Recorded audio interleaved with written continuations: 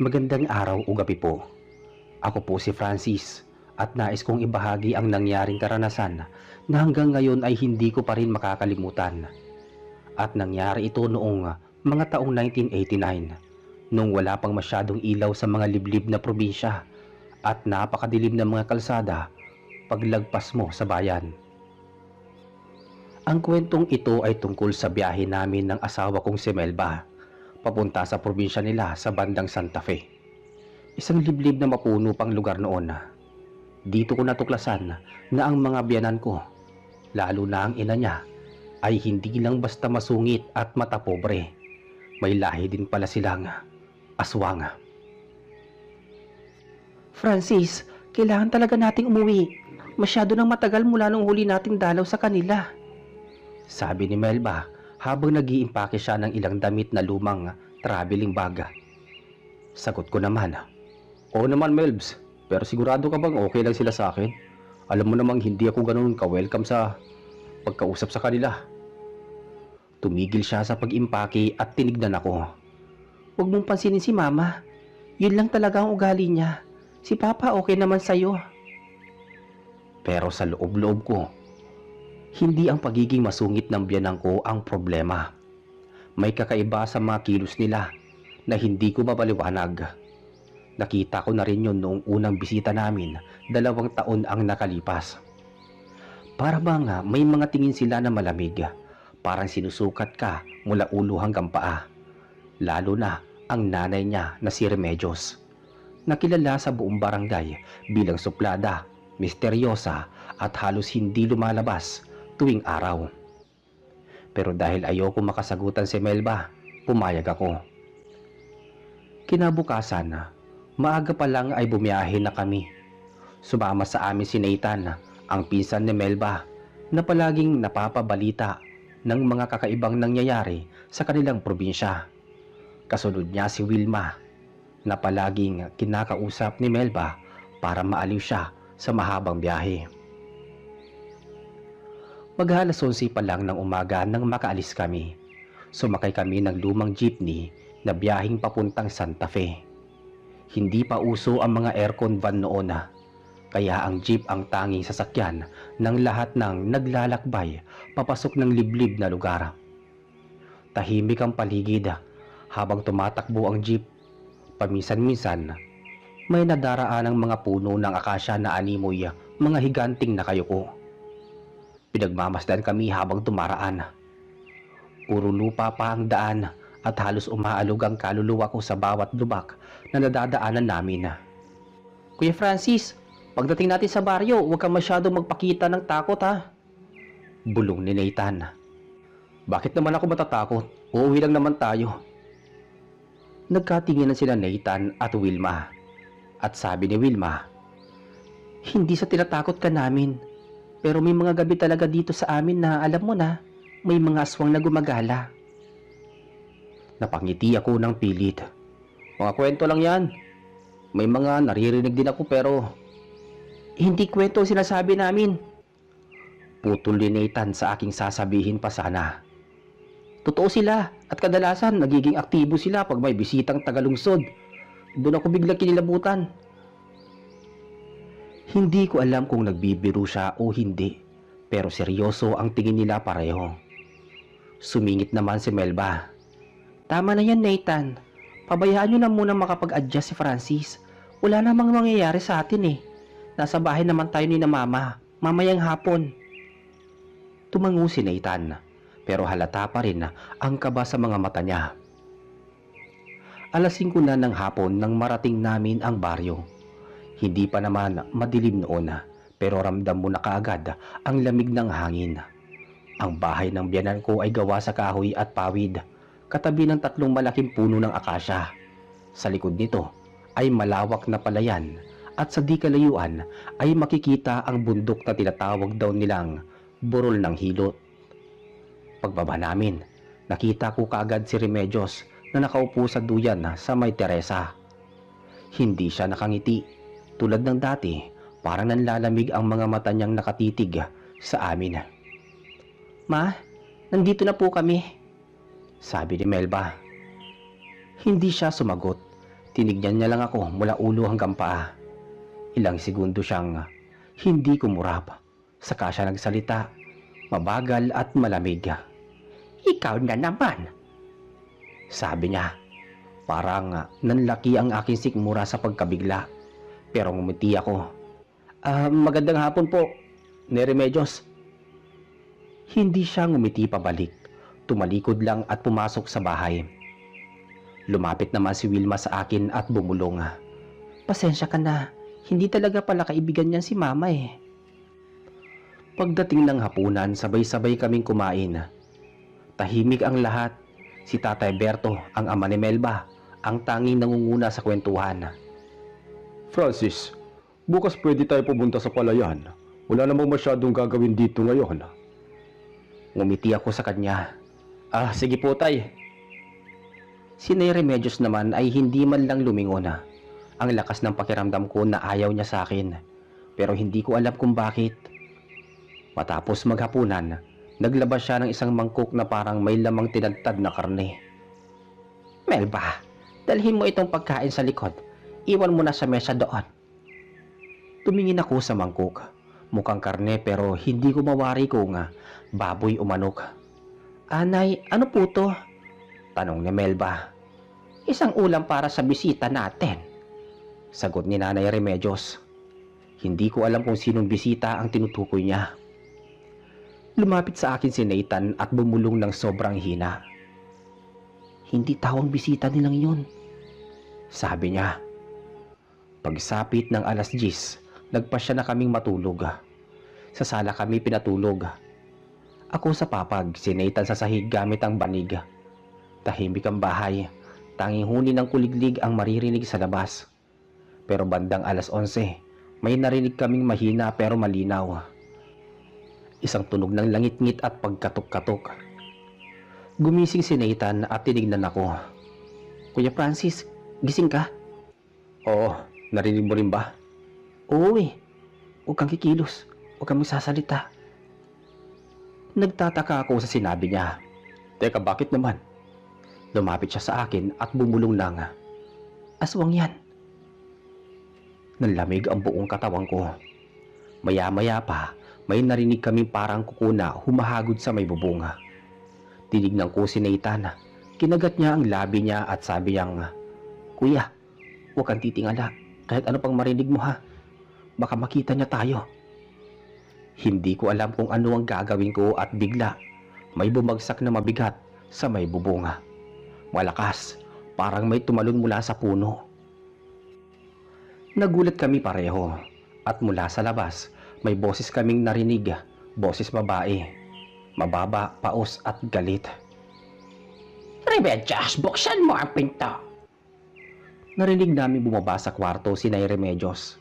Mabagal lang yapag niya.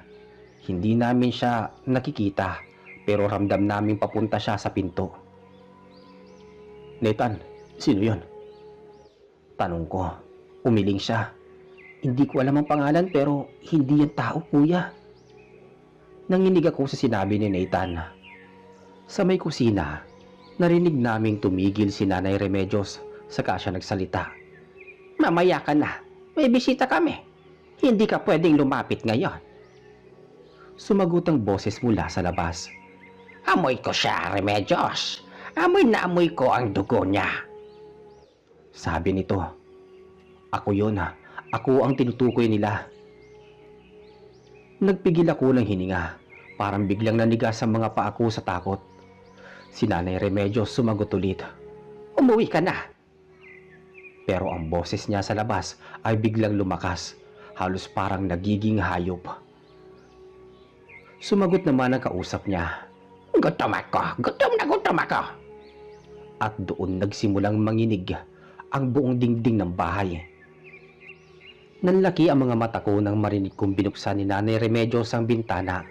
Hindi ang pinto ang pagbukas niya. Nakarinig kami ng paggapang parang may gumagapang na mabigat. Papasok yun ng bahay. Sabi ni Nathan, Kuya, huwag kang lilingon. Huwag kang titingin. Pero hindi ko nakontrol ang sarili ko. Dahan-dahan akong tumingin sa may kusina. At doon ko nakita ang mga kuko. Mahahaba, Nangingitim, parang kuko ng paniki pero mas makapal. Dumungaw sa bintana ang isang mukhang hindi tao. Babae pero mahaba ang dila, halos kulay uling ang balat at pulang-pula ang mata. Tumingin siya ng diretso sa akin at ngumiti.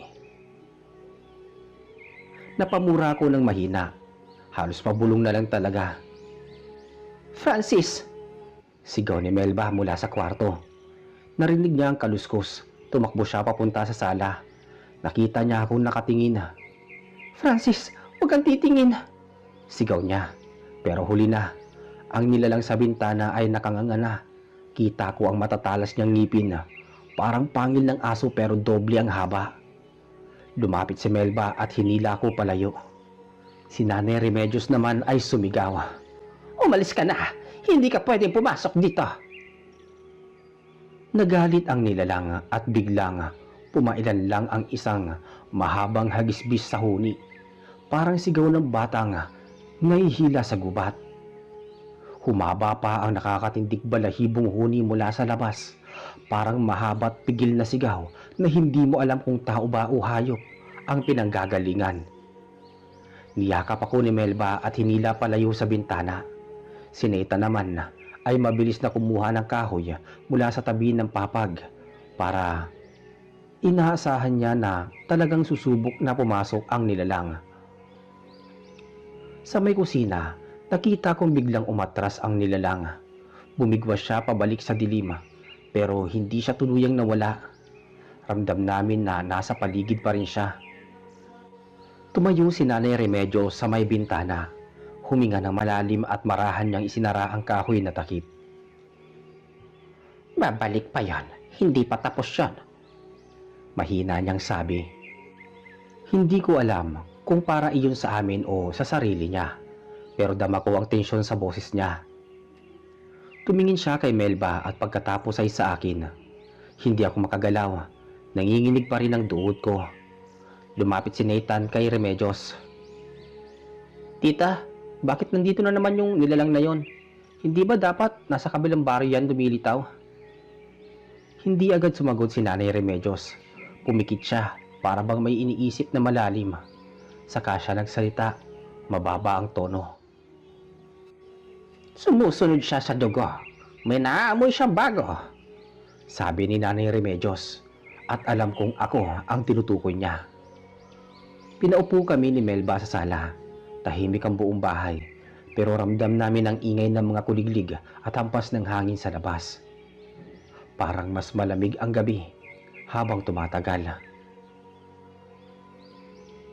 Francis, okay ka lang ba? Tanong ni Melba. Tumango ako pero halata ang panginginig ng kamay ko. Melbs, ano ba talaga yun? Bakit parang kilala ni...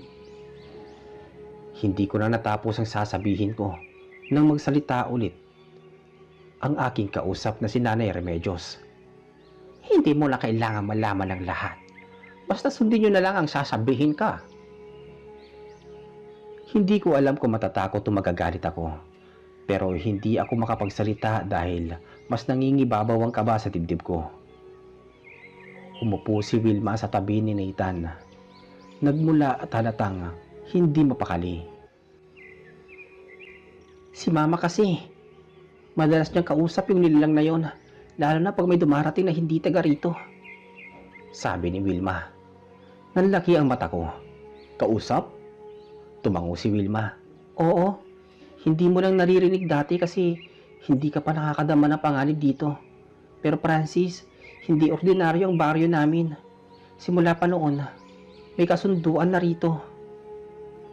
Agad bumulaslas si Nathan. Wilma, huwag ka masyadong magsalita. Bakit Nathan? May karapatan si Francis na malaman ng panganib. Sabi ni Melba. Delikado kung mali ang masabi natin eh. Sabi naman ni Nathan. Dito tumikhim si Nanay Remedios. Sapat na yan. Ako na ang magsasalita.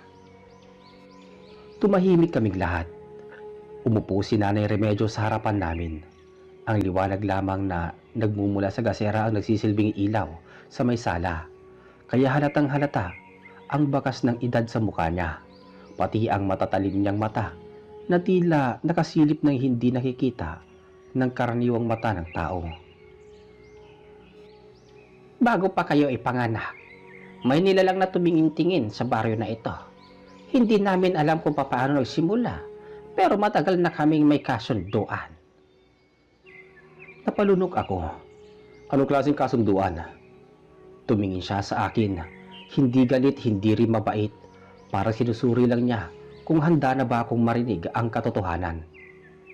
Mula noon, kapag may dumadalaw na hindi taga rito, hindi dapat lumapit sa kanila ang nilalang.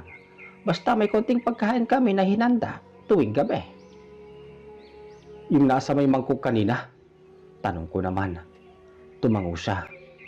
Pero ngayong gabi, masyadong maaga siyang dumating at masyado siyang gutom. Dagdag pa nito.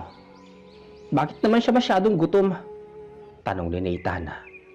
Dahil may kakaiba sa amoy ng dugo ng bisita natin ngayon. Napatingin silang lahat sa akin. Ano naman ang meron sa dugo ko? Tanong ko. Pilit na pinapakalma ang sarili. Hindi ko pa alam, pero hindi ito normal. Hindi ko alam kung ano ang ibig niyang sabihin, pero ramdam kong hindi iyon biro. Bago pa kami makapag-usap-usap pa, biglang may malakas na lagapak sa may bubunga. Napatayo kaming lahat. Yun na naman siya, sabi ni Nathan. Nagsimulang gumapang ang ingay sa bubunga, mas mabigat kaysa kanina. Parang may gumagalaw na hayop na mabigat. Tunog na halos sumisira sa lumang kahoy. Francis, dito ka. Sabi ni Melba. Hinila niya ako palapit sa kanya. Si Nanay Remedios ay lumapit sa altar sa gilid ng sala. Kumuha siyang na maliit na bote na parang may langis. Wilma, sindihan mo ang isa pang gasera. Utos niya. Agad tumalima si Wilma. Nanginginig pa ang kamay. Sa labas naman may narinig kaming mababang tawa. Boses babae, matinis, parang natutuwa. Remedios, ayoko ng pagkain mo, gusto ko siya. Sabi nito.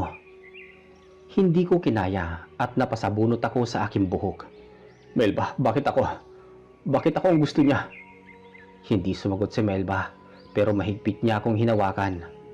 Makalipas ang ilang segundo, huminto ang ingay sa may bubong.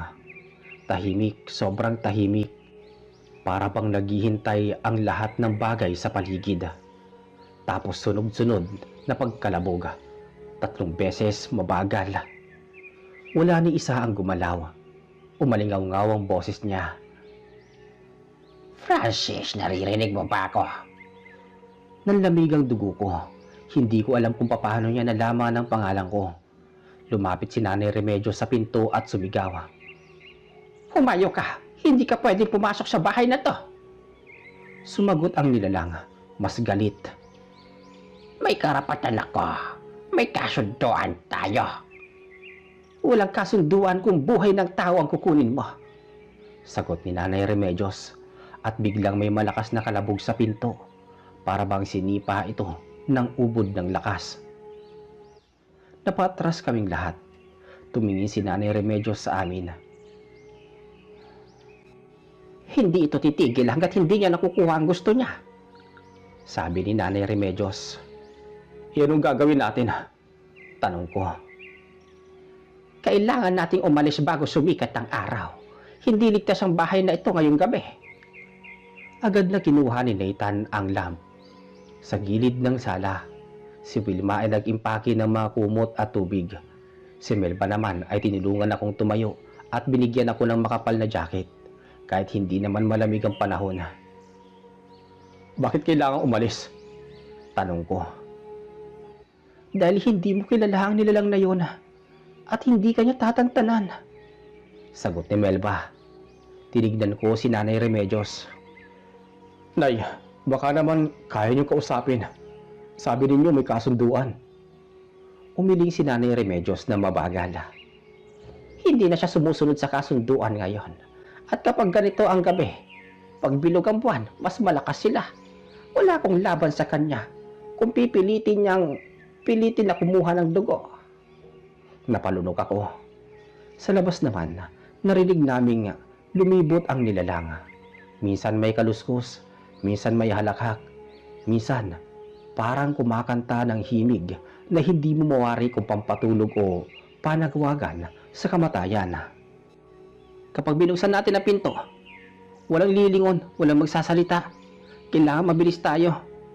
Sabi ni Nathan. Saan tayo pupunta? Tanong ko. Sa lumang kubo ni Mang Ilyas sa may kabilang pampang, hindi sila nakakapasok doon. Bawal sa kanila ang lugar na iyon.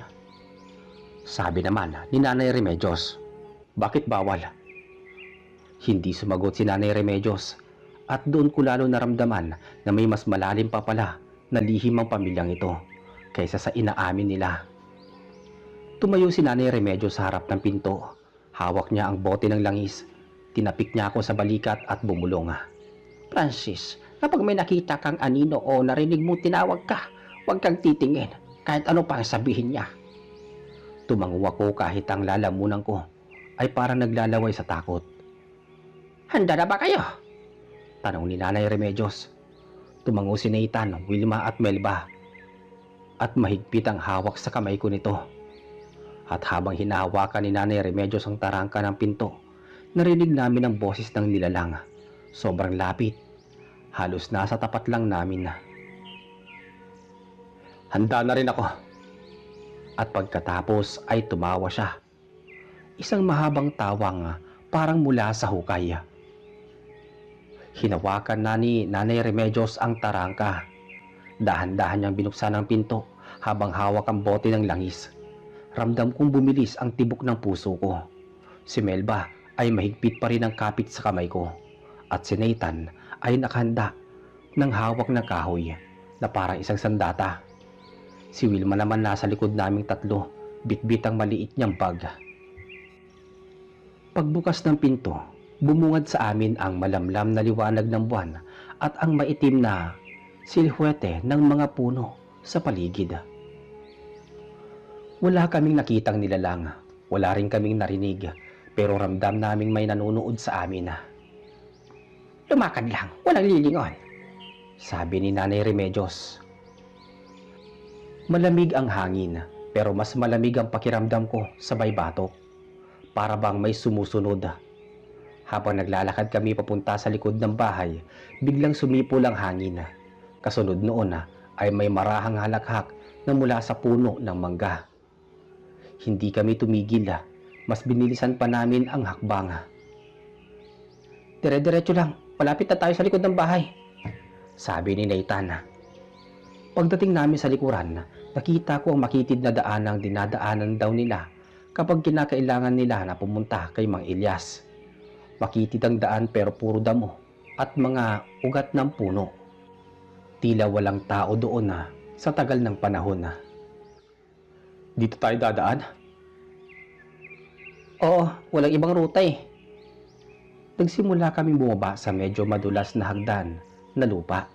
Pero bago pa kami makalayo, may biglang bumulong mula sa kadiliman. Napakalapit sa tenga ko. Tinawag nito ang aking pangalan. Napatigil ako ng bahagya. Parang may malamig na hangin na dumampi sa aking lieg. Pero agad akong hinila ni Melba. "Huwag kang hihinto," sabi niya. Hindi ako lumingon. Hindi ako tumingin. Pero alam ko, nasa likod lang namin siya. Habang naglalakad kami, mas lumalim ang dilim. Hindi man lang sumasayad ang liwanag ng buwan sa daanan namin dahil natatakpan ito ng mga sanga ng puno. Minsan may kaluskos sa kaliwa, minsan sa may kanan, pero mas hindi kami tumigil. Nang bigla, may bumulong muli. "Melba, bakit siya?" Wika nito. Napaigpit ng gusto ng hawak si Melba sa akin. Halos mapiga niya ang braso ko. Nay, bakit siya kinakausap ng nilalang? Tawag ni Melba kay Nanay Remedios. Wala nang sagot-sagot. Lakasan niyo ang loob ninyo. Sagot ni Nanay Remedios.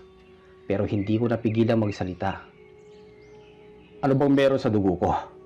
Bakit ako ang hinahanap ninyo? O nila?" Tumigil saglit si Nanay Remedios at tumingin ako. Kahit sa dilim, ramdam kong seryoso ang tingin niya. Francis, may lahing hindi mo alam na dala mo. Hindi ka tinatakot pero matagal nang alam ng mga kagaya niya na may kakaiba sa iyo. Hindi ko alam kung ano ang ibig niyang sabihin dahil agad na may malakas na paglagabog na narinig namin mula sa ibabaw ng mga puno. Napatingala kami. Sa tuktok ng isang malaking puno, may aninong gumagalaw. Mahaba ang buhok. Ang mga kamay ay nakasabit sa tenga na parang paniki. At ang mga mata, kulay pula. Hindi namin nakita ang buong itsura niya, pero sapat na ang korte ng katawan niya para kilalanin iyon. Babae ngunit hindi tao. Bilisan ninyo! Sigaw ni Nathan. Naglakad kami ng mas mabilis. Halos tumatakbo na. Narinig namin ang tunog ng mga sanga na nagbibitakan sa lakas ng paggalaw ng nilalang sa ibabaw namin. Para siyang sumusunod sa amin mula sa taas. Hindi na ako nagtataka kung bakit ayaw nilang umuwi ka dito. Bulong ni Wilma sa likod namin. Hindi ligtas para sa'yo, Francis. Pagkalipas ng ilang minuto, bumungad sa amin ang ilog. Maliit lang ito pero kailangan naming tawirin. Sa kabilang pampanga, naroon ang kubo ni Mang Ilyas. Malapit na tayo, sabi ni Nathan. Nakatayo kami sa gilid ng tubig nang biglang huminto si Nanay Remedios. Tumingin siya sa paligid. Para bang may nararamdaman siya na hindi namin nakikita. Hindi siya bababa sa tubig, pero pwede siyang tumingin mula sa taas. Wika niya. Nagkatinginan kami. Tumawid na kayo. Ako ang huling tatawid. Utos ni Nanay Remedios. Unang tumawid si Nathan pagkatapos si Wilma. Ako naman ang kasunod. Si Melba naman nasa likod ko. Pero habang nasa gitna na kami ng ilog, biglang may nalaglag na malaking bagay mula sa taas. Tumilapon ng tubig pataas. Francis! Sigaw ni Melba. Halos mawala ako sa balanse sa lakas ng bagsak. At mula sa likod namin, may boses na umalingaw-ngaw. Galit na galit. Hindi ka makakatakas! Francis, huwag kang titingin! Sigaw ni Nanay Remedios. At doon ko napagtanto, hindi sa taas nang galing ang boses, kundi sa mismong paligid ng ilog. Pagdating namin sa kabilang pampanga, sinalubong kami ng amoy ng tuyong dahon at usok. Maliit lang ang kubo ni Mang Ilyas, lumang kahoy, may bubong na pawid at may mga lumang anting-anting na nakasabit sa labas. Pagdating namin, agad na binuksan ni Nathan ang pinto. Pasok, bilis! Sabi niya. Pumasok kami isa-isa. Ako ang nasa gitna, si Melba ang nakahawak pa rin sa akin. Pagkapasok ni Nanay Remedios, mabilis niyang sinara ang pinto at nilagyan ng kahoy na panangga. Sa wakas nakahinga na ako ng kaunti, pero hindi ibig sabihin nito ligtas na kami. Kasi nang tumingin ako sa bintana, may dalawang pulang mata na nakasilip mula sa dilima. Nagkatinginan sina Melba at Nathan, Wilma at Nanay Remedios, habang patuloy na umiihip ang malamig na hangin mula sa labas ng lumang kusina. Ramdam ni Melba na may gumagalaw sa ilalim ng sahig. Parang may humahaplos na mga huko sa kahoy. Hindi niya na alam kung guni-guni lang ba o talagang may umaaligid sa kanila. Umiling si Nathan, pilit na nagpapakatatag pero halatang kinakabahan. Relax lang, Melba. Baka daga lang yan. Pero napatingin si Wilma sa kanilang tatlo. Halatang may alam pero ayaw sabihin ng diretso. Hindi yun daga. Marahan niyang sinagot at pabulong pa. Hindi na yan humihinto simula pa kagabi. Umbusan si Nanay Remedios palapit sa maliit na mesa sa kamarahang inilapat ang kamay sa ibabaw ng kahoy. Kung ayaw mong tumigil, mamaya ka sa akin. Biglang gumalaw muli ang nasa ilalim. Mas mabilis, mas malakas. Para bang may nagngingit-ngit. Napatras si Melba sa gulat. Nay, ano yan? Sigaw niya. Ngumiti si Nanay Remedios pero hindi iyon ngiting pampalubag loob. Hayaan nyo yan. Bahagi yan ng bantay ng pamilya. Natutuwa lang yan dahil may bisita. Maya-maya pa, tumahimik ang paligid. Kinabukasan bago pa sumikat ang araw, tahimik na naghanda ang mag-asawa. Hindi na sila kumain, hindi na nagsalita. Si Wilma ang nag-abot ng maliit na telang kulay abo kay Melba. Isabit mo sa bag ninyo. Proteksyon hanggang sa makalayo kayo rito. Pagkalabas nila ng bahay, hindi na lumingon pa. Itong si Francis at Melba, takot siyang makita muli ang nilalang o ang aninong naghihintay sa likod ng mga puno. Tinawag sila ni Nanay Remedios bago tuluyang umakyat sa may jeep. Francis, Lumingon siya kahit ayaw niya. Nakatayo si Remedios sa may pinto ng bahay, hawak ang rosaryo at bote ng langis. iho, kapag narinig mo ulit ang boses niya, huwag kang sasagot. Tumango naman ito. Opo, Nay. Habang lumalayo ang jeep sa bakuran ng pamilya, unti-unting naglaho ang bahay na tanawin. Pero hindi ang kaba. Pagdating nila sa kalsadang may paliko, biglang umihip ang hangin mula sa kakahuyan.